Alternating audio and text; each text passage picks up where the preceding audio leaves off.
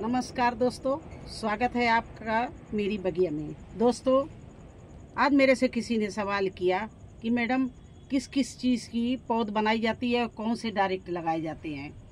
तो भाई, बहुत सी चीज़ें हैं जो डायरेक्ट बो सकते हैं और बहुत सी चीज़ें ऐसी हैं कि आप पौधे ही बना के लगा सकते हैं।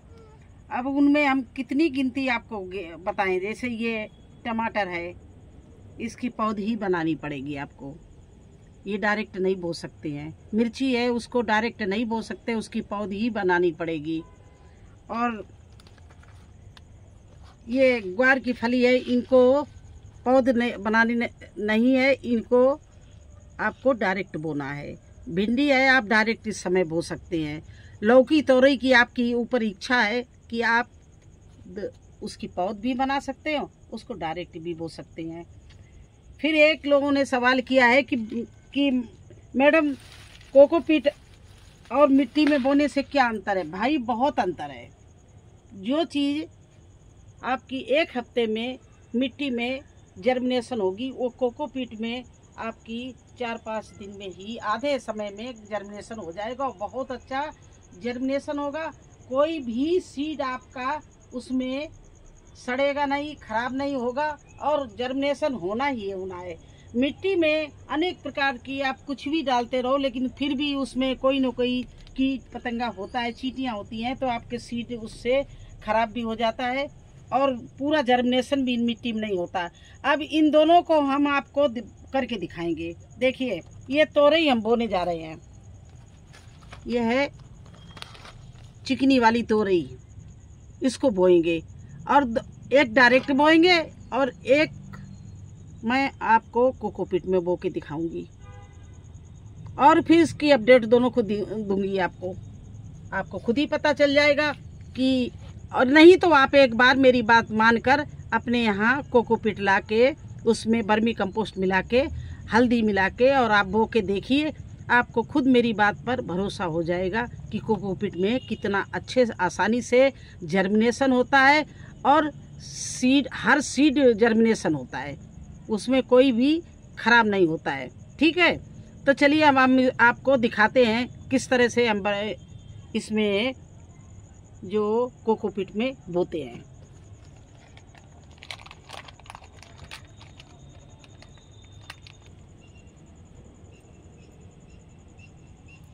अब ये देखिए, ये कोकोपीट है, इसमें मैंने ये नीम खली डाली है, ये हल्दी डाली है और ये वर्मी कंपोस्ट डाली है।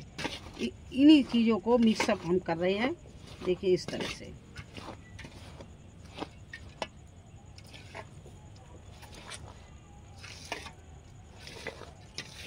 इस सब चीज़ को मैंने मिक्स कर लिया है अच्छे से।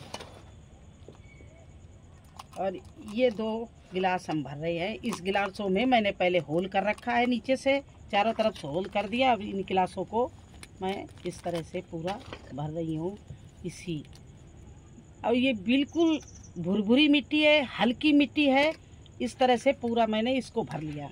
देखिए, एक गिलास ये भर लिया और एक गिलास ये भर लिया।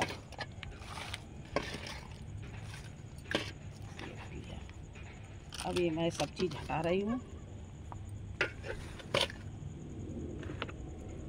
ये इधर उधर हवा आती है, बारिश होती है, लुढ़क ना जाए, इसलिए थोड़ा थोड़ा सा इसमें हमने गड्ढा कर दिया और ये दोनों गिलासों को इस तरह से इस गमले में गाड़ दिया। और इसमें मैं ये लगा रही हूँ तोरई का सीड। ये 1 इंच गहराई में लगाऊंगी। इस तरह से लगा दिया। देखिए, ये है कोकोपीट और वर्मी कंपोस्ट गिलासों में, और इसमें सीड लगाया। और इधर देखिए, ये है मिट्टी।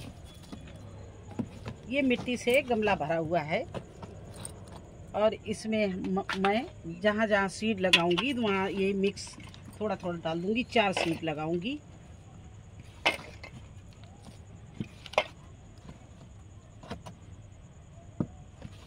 वहाँ भी ये देंगे, लेकिन फिर भी इस गमले में हो सकता कोई मिट्टी में कोई कीट हो, कोई पतंगा हो, कुछ हो, तो हमारे चींटियाँ हो तो हालांकि इतनी रिच मिट्टी बनाते हैं तो लेकिन फिर भी इसमें जर्मिनेशन होने में टाइम लगता है।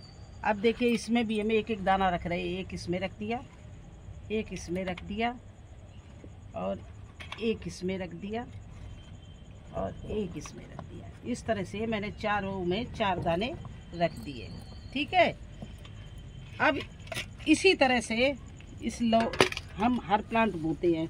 अब ग्वार की फली को जो है वो हम डायरेक्ट नहीं, ग्वार की फली जो है इसको इसकी पौध नहीं हम बना सकते। अब ये चाहे कीड़े खाएं या कुछ भी हो, ये संभव नहीं है कि बनाऊँ। तो इसमें ज़्यादा प्लांट बनाने पड़ते हैं तो इतने सब हम कप और गिलास बनाए। हालांकि ट्रे में इसको भी हम आपको बना के दिखा सकते हैं। इसमें भी जर्मिनेशन बहुत अच्छा होगा, तो आप इसमें भी कर सकते हैं। तो उनकी समस्या ये थी कि मैं किस किस चीज़ की पौध बनाऊं।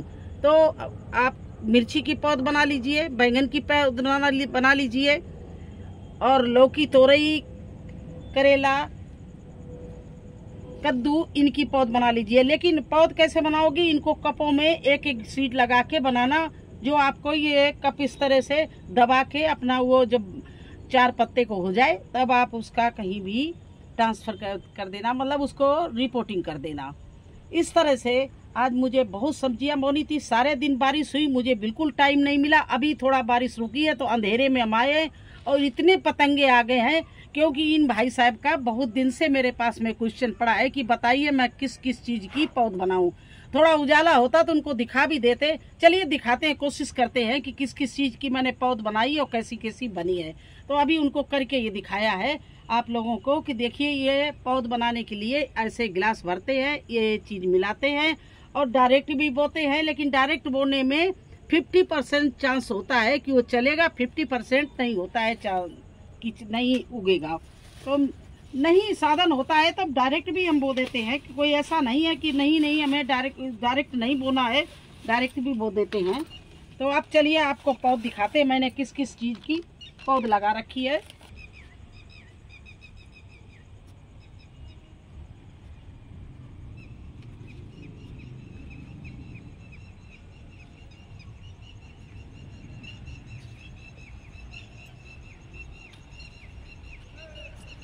और ये देखिए मेरा भुट्टा तैयार हो गया है, इसकी हम हार्वेस्टिंग करने वाले हैं। ये देखिए मेरा भुट्टा ये भुट्टे बन के तैयार हो गए और दूसरी तरफ हम मक्का बो भी रहे हैं।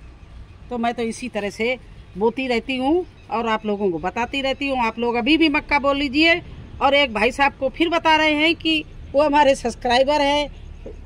भाई साहब कह दे, दोस्त कह दे या बच्चा कह दे, बेटा कह दे, भाई बहन जो भी है समझे, उनको समझना है समझ ले।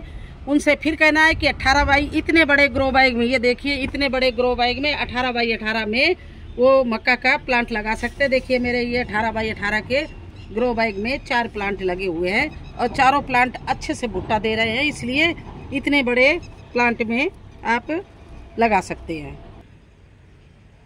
अब ये देखिए हमारे जो करेले के कितने अच्छे जर्मिनेशन हुआ, ये देखिए कितने अच्छे प्लांट निकले हैं।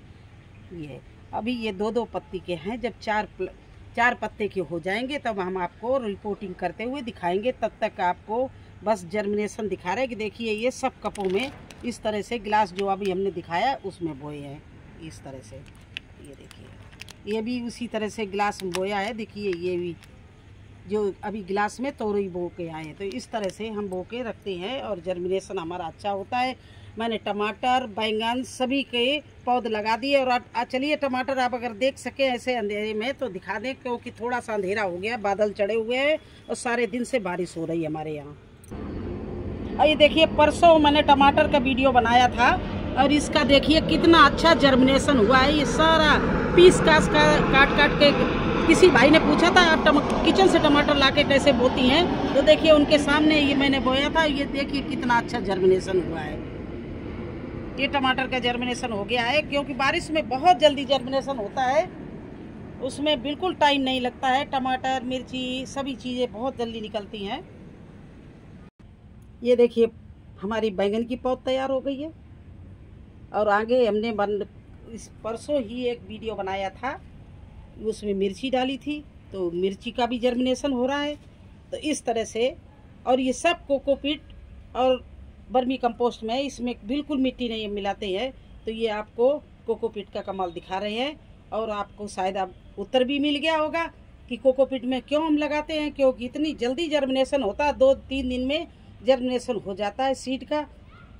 बरसात में वैसे तो टाइम लेता है, लेकिन बरसात में इन सीड का जर्मिनेशन 2-3 दिन में हो जाता है। तो इसलिए मैं इन सबको कोकोपीट में लगाती हूँ। अगर आप कोकोपीट ना लाए हों तो एक 2 तरह की आती केक, एक 5-6 किलो की आती है, एक 1 किलो की आती है, एक आधा किलो की भी आती है। आप आधा किलो ही ले आइए, वो फूल के बहुत ज़्यादा हो जाएगी, डिब्बा भर जाएगा। उसको धो के जिस समय धूप निकले थोड़ा सा धूप दिखा देना, सूख जाएगी। और बस उसी में थोड़ा सा वर्मी कंपोस्ट मिला के, या किचन वेस्ट हो, ना वर्मी कंपोस्ट हो, किचन वेस्ट हो, वो मिला दीजिए, हल्दी मिला दीजिए, राख मिला दीजिए, और बस गिलास भर भर के आप सीड लगा दीजिए। देखिए आप हमारा इस बार मेरे कहने के हिसाब से आप बोइए।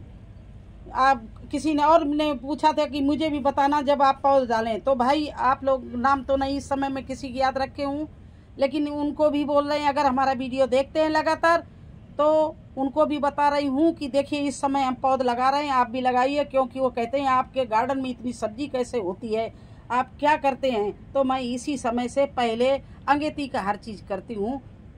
बारिश जैसे शुरू हुई वैसे लग गई हूँ, और जैसे बारिश, जब तक बारिश ख़त्म होगी तब तक ये हमारे फूल देने लगेंगे, सारे प्लांट लग के तैयार हो जाएंगे। तो आप भी इस तरह से अपनी पौध तैयार कर लीजिए, बैंगन की, टमाटर की, मिर्ची की, लौकी की, कद्दू की, करेला की, और साथ में तोरई की, दरहरी की, इन सब चीज़ों की आप बो दीजिए। भिंडी भी अभी बोते रहिए। आप बताइए, अगर आपको भिंडी बोना आता है तो ठीक है, नहीं तो उसकी सॉइल कैसे बनाई जाती है और कैसे कितनी गहराई में बोया जाता है और क्या क्या डाला जाता है उसकी सॉइल में, मैं वो भी सब बता दूंगी, वीडियो बना के दिखा दूंगी। आप लोगों के कोई डाउट हो, किसी तरह का डाउट हो तो प्लीज़ आप लोग क्वेश्चन करते रहिए, और मैं बराबर आपको आंसर देती रहूँगी।